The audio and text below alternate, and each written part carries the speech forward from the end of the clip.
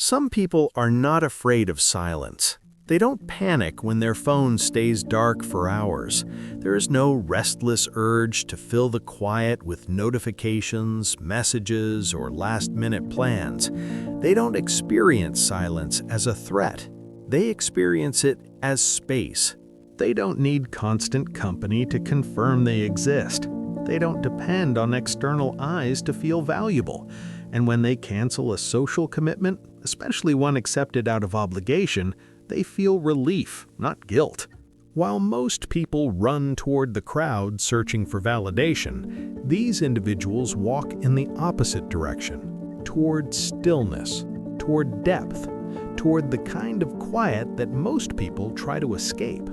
Society keeps asking, what's wrong with them? But maybe the better question is this: what if they're right? What if the compulsive need for constant interaction is the deviation, not the preference for solitude? For decades, psychology often framed preference for being alone as a symptom, a deficit, a warning sign. But recent research suggests something far more complex and far more uncomfortable. For roughly 20 to 30% of the population, being alone is not deprivation, it is restoration. It is reward. It is their nervous system functioning exactly as designed. We must distinguish between two experiences culture constantly confuses: involuntary isolation and chosen solitude. Isolation hurts. Solitude, when chosen, strengthens. Research in social neuroscience shows that social rejection activates the same brain regions associated with physical pain. The brain processes exclusion as injury. That pain is real. Research in social neuroscience shows that social rejection activates the same brain regions associated with physical pain. The brain processes exclusion as injury.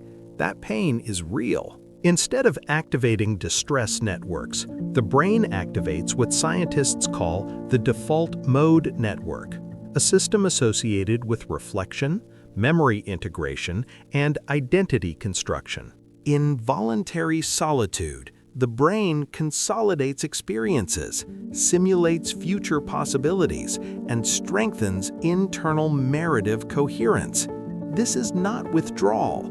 It is internal reorganization. There are three distinct profiles of people who prefer being alone. The first is the classic introvert.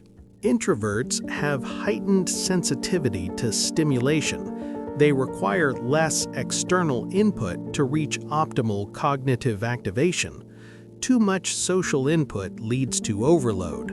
Moderate input leads to clarity. A long party may require days of recovery, not because it is traumatic, but because it is metabolically expensive for their nervous system. The second group is the healthy unsociable. These individuals do not avoid people out of fear. They simply do not require frequent interaction to maintain psychological balance. During extended time alone, their internal networks remain highly active. They plan, reflect, connect ideas, and construct meaning. Solitude is productive for them. They build internal validation rather than relying on constant external reinforcement. This is not detachment, it is autonomy. The third group is the anxious avoider. Here, withdrawal is driven by fear. Social interaction activates threat responses, elevated cortisol, and hypervigilance. This is defense, not preference. Confusing fear-based avoidance with healthy solitude leads to misinterpretation and unnecessary correction. When solitude is aligned with temperament, studies show reduced stress levels, improved memory consolidation, and enhanced creative thinking. Creative cognition is strongly linked to internal reflection networks. Deep ideas often require uninterrupted cognitive continuity. Social interaction, even positive interaction, fragments attention. For certain brains, constant engagement reduces depth. In the digital age, we are hyper-connected yet cognitively exhausted. Every message requires interpretation. Every notification demands response calibration. The prefrontal cortex was not designed for hundreds of daily micro-interactions. Cognitive load accumulates. The prefrontal cortex was not designed for hundreds of daily micro-interactions. For socially sensitive nervous systems, constant interaction is not energizing, it is draining. Cognitive load accumulates. Genetic research suggests that introversion and stimulation sensitivity are partially heritable. Variation in dopamine systems influences social reward processing. Lower novelty seeking is not dysfunction, it is variation. From an evolutionary perspective, diverse temperaments improved group survival. Some individuals maintained social bonds, others observed patterns, others strategized quietly. Diversity was adaptive. Healthy solitude correlates with stronger emotional regulation, clearer identity, and reduced dependence on approval. But the distinction is critical. If solitude causes distress, loneliness, or functional impairment, it is not healthy preference, it is problematic isolation. Ask yourself honestly, do you choose solitude because it restores you?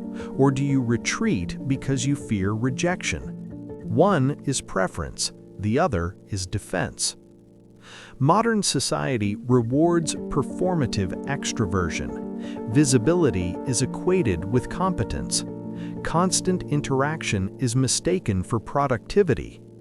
But psychological health is not measured by sociability, it is measured by internal alignment. Some brains flourish in crowds, others flourish in quiet. Both are neurologically valid. If deliberate solitude restores your clarity, strengthens your identity, and expands your inner world, it is not absence, it is territory. And those who learn to inhabit that territory develop something rare, genuine emotional independence. Preferring to be alone is not rejecting the world. It is not needing the world in order to exist fully.